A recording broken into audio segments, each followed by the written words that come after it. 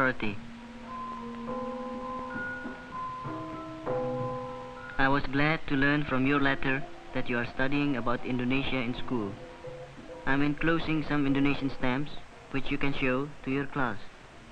Someday I hope you can visit our islands to see how we live, as I did when I visited you in the United States. What can I tell you about Indonesia? It's raining outside right now. I could tell you about our long rainy season and our tropical climate, but I'm sure you will learn about this at school. I suppose I could describe our animal life and our tropical vegetation. I could tell you about our economy and our plantations, the great groves of palm trees which produce palm oil, the rubber plantations, but I'm sure you can read about these in your textbooks. I think I would like to tell you about our people and how we live. There are many things that are alike in both our countries and many things that are different. There is traffic in our cities too, but for each car there are dozens of bicycles. Even some of our taxis are three-wheeled bicycles with the passengers in front and the drivers behind. We have jeeps and trucks and automobiles, but they all come from the United States and Europe because we don't have factories here to make them. It's not strange that we have our traffic problems down here on the equator.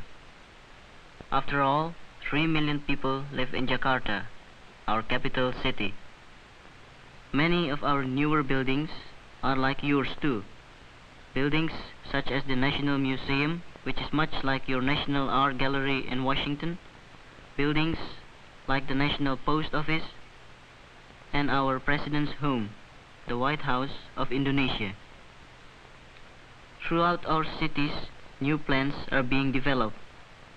Construction would be a familiar sight to you, but our methods are different because we do not yet have much machinery.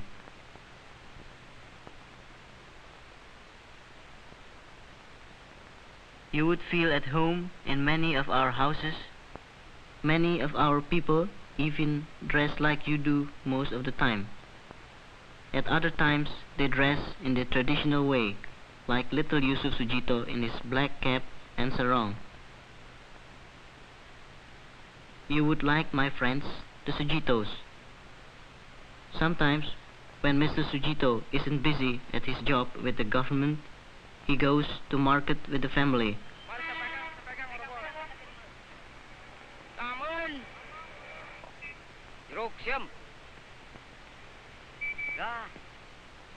Bananas, the peddler says. Bananas and oranges. And a free sample for Yusuf. I hope the peddler is a friend of his. For a quick bite, the Sujitos can buy packets of delicious steamed rice wrapped in palm leaves instead of wax paper. And just as you might buy a hot dog to go with the rice, in Indonesia we have satay, strips of meat barbecued on sticks over a charcoal fire. With our food, we like hot peppers and spices. The hotter, the better. Then, to cool off, we have soda pop and soft drinks. Ice-cold orangeade tastes mighty good here on the equator. So, you see, city life here isn't so very different from life in your hometown. It's when I leave the city that I realize how things in our country would seem different to you. Our country is spread over an area as large as yours, but it's broken up into 3,000 pieces.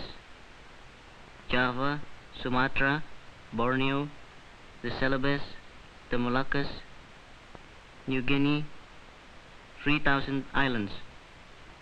You can imagine how much harder it is for us to communicate with each other than it is for you who have only mountains and plains to cross. That's one reason why radio is so important to us. We have a national radio that broadcasts news of current events in the new national language and many other languages to our 80 million people.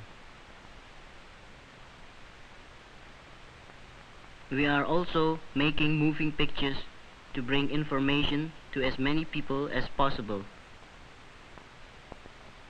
Motion pictures and radio are so important because most of our people learn best by looking and by listening.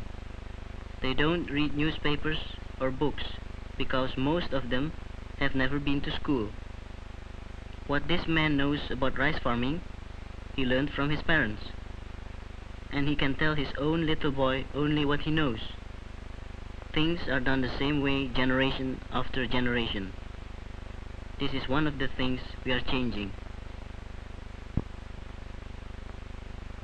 Before planting a new crop, some farmers make an offering to the rice god. Do you feel that offering this rice is a strange custom? Perhaps the farmer would feel that your custom of throwing rice at a wedding is even stranger.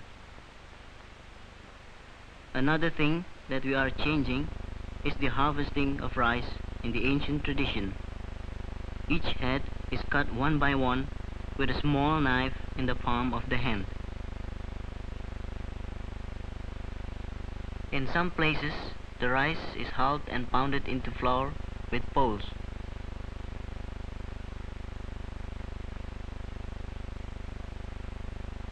In other regions, the grain is hulled in the fields by stamping on it. It's hard for you to realize, but it takes at least 200 times more labor to produce a bushel of rice here than in your country where you have machinery to help. People work hard in Indonesia. 8 men have to work longer and harder to unload a boat full of coconuts than if there were 1 man and a machine. Our fishing boats sail far out to sea. They carry no charts, no navigation aids, no books. They use only the skills of their crew. Why do our people do things in old-fashioned ways? They haven't had a chance. Our children weren't able to go to school. For many, many years, Indonesia was a colony, unable to help herself or her people. A little of our history is told in the stamps that I'm sending you. The red stamp is the first one ever issued in Indonesia, King William III of the Netherlands. Wilhelmina became queen in 1898, Queen of the Netherlands Indies, or Dutch East Indies as we were called then.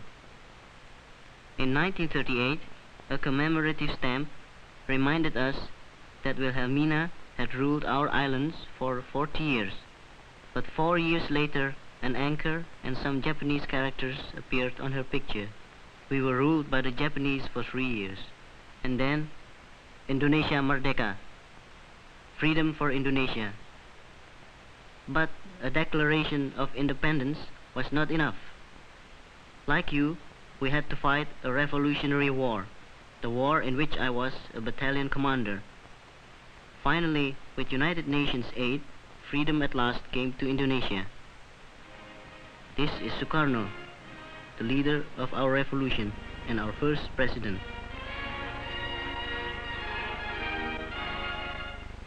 Our national anthem, Indonesia Raya. We think of Sukarno the same as you think of George Washington. Our leaders value the ideas of liberty held by your great men, Benjamin Franklin, Thomas Jefferson, Abraham Lincoln. We erect monuments dedicated to the same ideals expressed in your Constitution: freedom of speech, freedom of assembly, and freedom of worship. We believe in any God we want. 90% of our people are Muslims who pray to Allah and follow the teachings of Muhammad. About 3% of our people are Christians, like these Bataks in Sumatra, converted by Christian missionaries many years ago. These people are honoring one of their local heroes.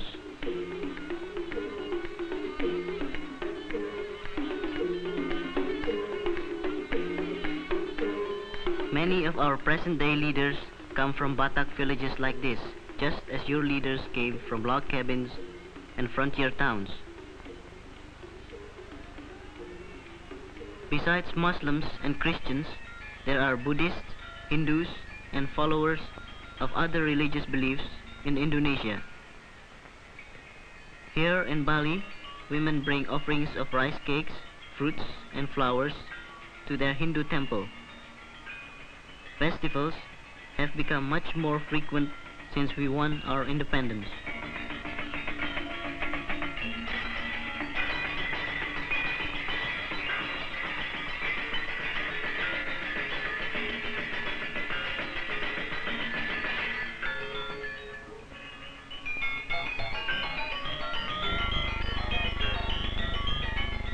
The most remarkable change that freedom has brought to Indonesia is education.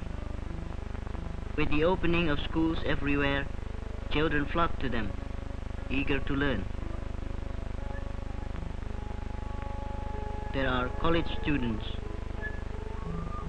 elementary school students, and kindergarten children. Our little boys and girls sing and dance about the importance of rest and sleep, just as little children do in your country.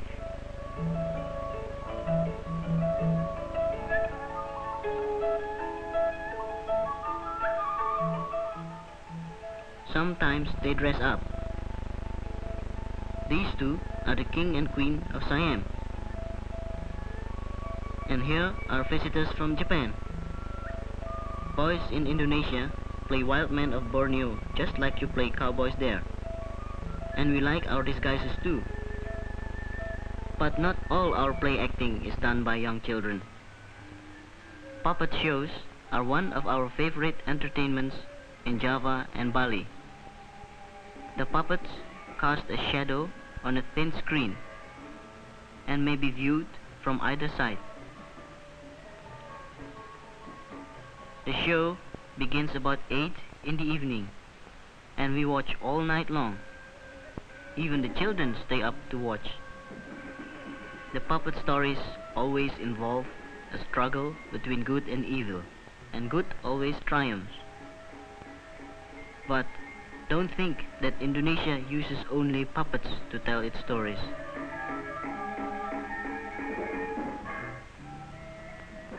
We have many dances on the many islands, some that tell stories, some that we do to express our feelings. These boys in central Sumatra are doing a plate dance, striking the plates with metal rings on their fingers.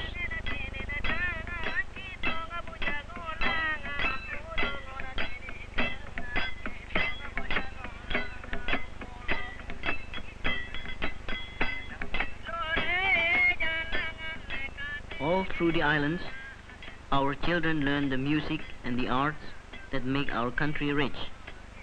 Not rich in the sense of money, but rich in the pleasure of living. This girl on Bali, only 7 years old, is dancing the Laigong, the dove dance.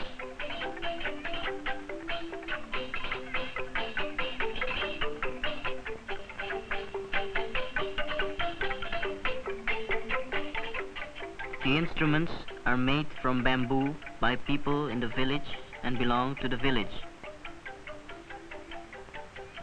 Small boys may play in the orchestra, and even the very old men.